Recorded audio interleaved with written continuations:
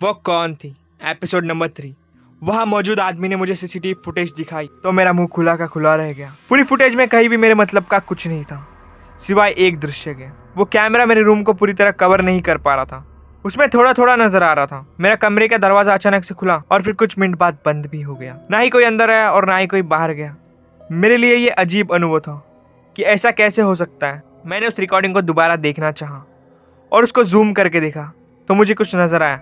मैंने और जूम किया तो पिक्सल फटने लगे, पर जो मुझे नजर आया वो किसी जीत से कम नहीं था। वो किसी की परछाई थी, शायद किसी लड़की की। अगर मैं कैमरा जूम नहीं करता तो शायद मैं वो कभी नहीं देख पाता। मुझे कुछ दिख गया है। मैंने ये बात ऑपरेटर को नहीं बताई और ना ही वेटर को। एक बात तो पता चल गई थी कि कोई मेरे रूम में आया जरूर था और पक्का नहीं था, पर वो शायद कोई लड़की थी। फिर मैंने अपनी हाथ घड़ी पर नजर डाली तो मुझे ध्यान आया जिस काम के लिए मैं यहाँ आया हूँ उसका तो मुझे कोई ध्यान ही नहीं है। बाहर से ऑटो पकड़कर मैं कंपनी के ऑफिस चला गया। वहाँ पूरा दिन मीटिंग्स का दौरा चला, पर मेरा सारा ध्यान कल रात की उस घटना पर ही था। ऑफिस से शाम 4 बजे मैं फ्री हो गया और वापस जाने लगा। दिमाग सारी घड़ियों को जोड़ने में लगा था। अगर वो रुमाल उस लड़की का था, वो रात में क्यों लेने आई और उसको कैसे पता चला कि ये रुमाल मेरे पास है? ऐसा क्या था इस रुमाल में?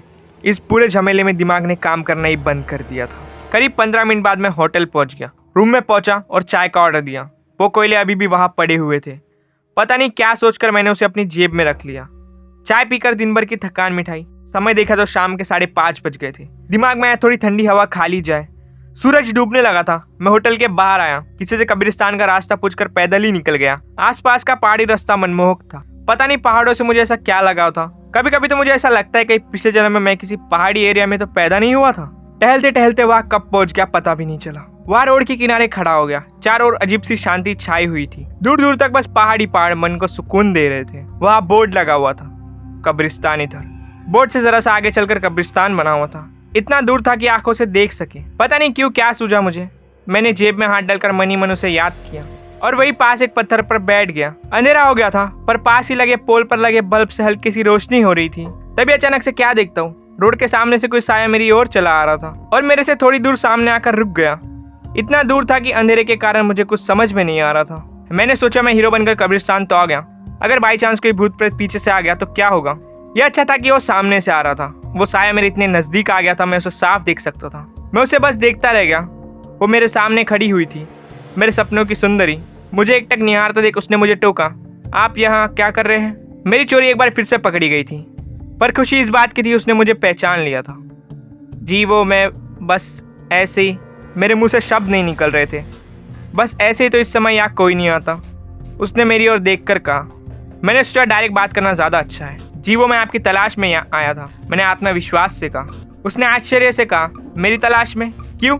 आप बुरा ना माने तो कह दूँ, मैंने शर्माते हुए कहा। और उसके जवाब का इंतजार किए बिना मैंने कहना शुरू कर दिया। वो ना उस दिन से जब से मैंने आपको देखा है तो रात को नींद नहीं है, दिन में चैन नहीं है। बस आपके बारे में ही सोचता रहता हूँ और आपको ढूंढते ढूंढते यहाँ चला आया। उसके चेहरे पर शर्म की एक लाली सी छा गई, जो अंधेरा होने के बावजूद मुझे साफ नजर आ रही थी। वो मेरी बात पर हल्के से मुस्कुराई और फिर उसकी आंख में वही उदासी छा गई। देखने में तो बड़े शरीफ और मासूम लगते हो। अच्छा लगता है कि किसी लड़की को घूरना और उसका पीछा करना। मैं वैसी लड़की नहीं हूँ, तुम अपने लिए कोई और ढूंढ लेना। मुझसे जितना दूर रहोगे उतना अच्छा रहेगा। कहकर वहां से कब्रिस्तान के अंदर जाने लगी। मैंने पूछा, यहाँ कहाँ जा रही हो? मेरी ओर हंसकर देखा और बोली, घर। और कहा? उसकी स्माइल देखकर एक बार दिल डर से धक्का खा गया। इसका घर कब्रिस्तान में है?